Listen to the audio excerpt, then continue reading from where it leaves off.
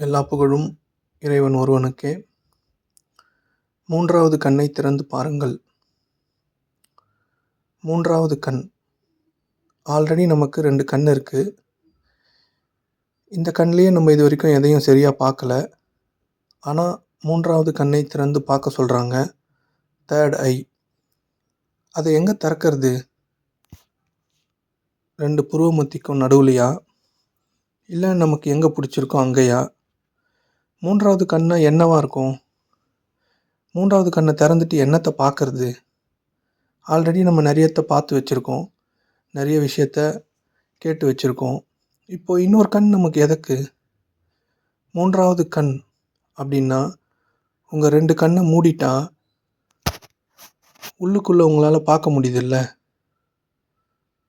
நீங்கள் தூங்கும் பொழுது கனவு வருவதை ஏதோ ஒன்று பார்க்குதில்ல, அதுதான் மூன்றாவது கண்.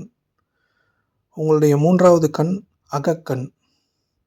அந்த கண் நிறைய பேருக்கு திறக்கவே இல்லை.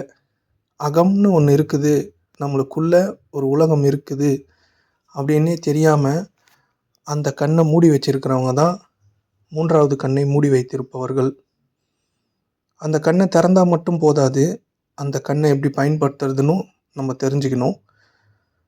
இந்த சின்ன காணொளி மூன்றாவது கண்ணுன்னா என்னன்னு தெரிஞ்சுக்கிறதுக்கான காணொளி. நல்லது. இறைவன் போதுமானவன்.